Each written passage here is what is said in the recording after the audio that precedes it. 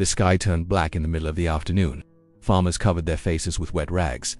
Children were kept inside for weeks, and the machines sitting idle in the fields. Those machines had a bigger role in this disaster than most people ever talk about. These are the tractors of the Dust Bowl. 6 machines, 6 stories, each one connected to one of the worst environmental collapses in American history. The Fordson Model F. It started with a promise. In 1917, Henry Ford introduced the Fordson Model F, the first tractor ever mass-produced in the United States. Before this machine existed, a farmer needed horses, hired hands, and weeks of labor just to break new ground. The Fordson changed that overnight. It weighed just over a ton.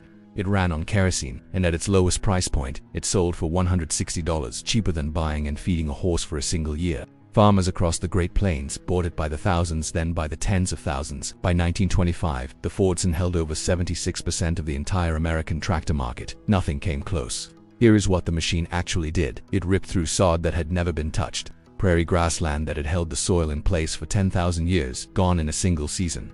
Farmers plowed land that had no business being plowed. The root systems that anchored the topsoil were severed. The ground was left exposed, dry, and loose. Nobody thought that was a problem. The rain would come. It always had. The surprising detail: Henry Ford never intended the Fordson for large-scale grain farming. He designed it for small family operations. But once the machine hit the market, ambition took over. Farmers used it to break hundreds of acres at a time. The tool outgrew its creator's vision, and the land paid for it. The John Deere Model D. If the Fordson opened the door, the John Deere Model D kicked it off the hinges. Introduced in 1923, the Model D was the first tractor John Deere ever built entirely on their own. It was heavier, more powerful, and far more reliable than anything that came before it. Farmers called it a workhorse. They meant it literally. The Model D ran on a 2-cylinder engine, a design so distinctive that the sound it made earned a permanent nickname. Farmers across 5 states called it the Poppin' Johnny. You could hear it coming from half a mile away. A low, rhythmic knock that meant work was being done. And work was being done. The Model D could pull a 3-bottom plow through heavy soil without breaking a sweat. One machine could do what previously required a full team of draft horses and multiple workers. Labor costs dropped. Output rose. Farmers reinvested in more land, more seed, more plowing. Between 1920 and 1930, over 5 million acres of native grassland were converted to wheat fields across Kansas, Oklahoma, Texas, Colorado, and New Mexico. The Model D was present for much of that conversion. The irony cuts deep.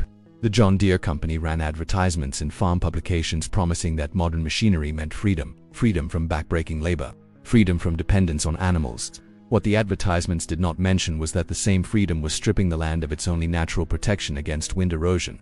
When the drought arrived in 1931, there were no root systems left to hold anything down. The International Harvester Farmall Regular.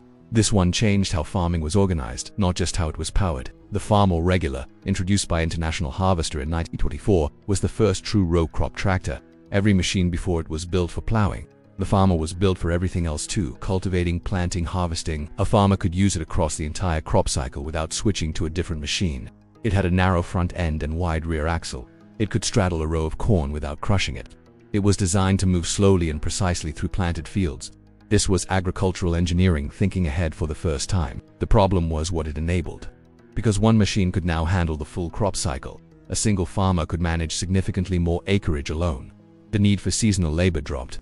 Small communities that had depended on shared labor during harvest season began to hollow out. Families that rented land or worked as laborers found themselves without income. In Oklahoma alone, an estimated 400,000 people were displaced from agricultural work between 1920 and 1935. Many of them ended up on the roads west, the same families John Steinbeck would write about in The Grapes of Wrath. The Farmall Regular was not a villain. It was a tool, but it accelerated a social collapse that the drought made permanent. The Case Model L. By the late 1920s, the competition between tractor manufacturers had become a horsepower race.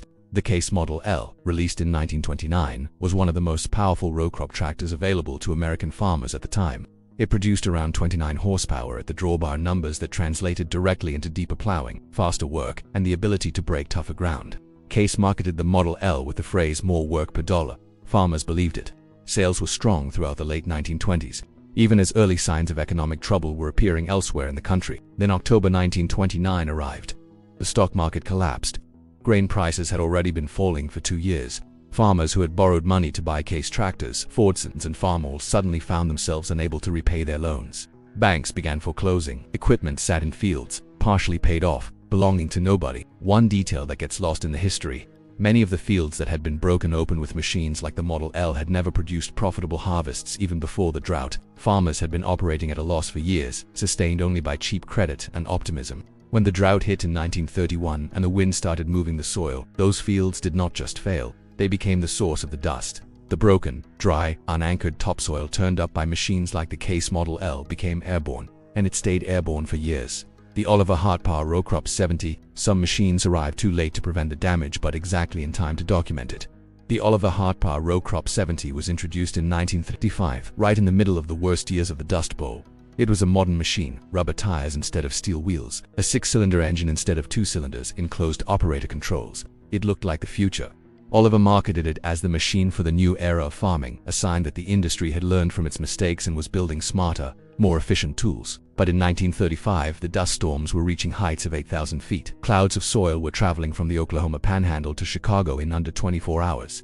In April of that year, a single storm deposited an estimated 300 million tons of topsoil across the eastern United States. Farmers who could still afford to operate were doing so in near darkness at noon. They wore goggles and wrapped their faces. Static electricity built up in the moving dust clouds and discharged across metal surfaces, including tractor bodies. Operators were occasionally thrown from their seats by unexpected electrical shocks. The Oliver 70 kept running through it. That was what made it useful. It was engineered well enough to operate in conditions that destroyed lesser machines. And the farmers who kept plowing during those years, sometimes out of desperation, sometimes because a bank required them to maintain productive use of the land, were deepening the same wounds the earlier machines had opened.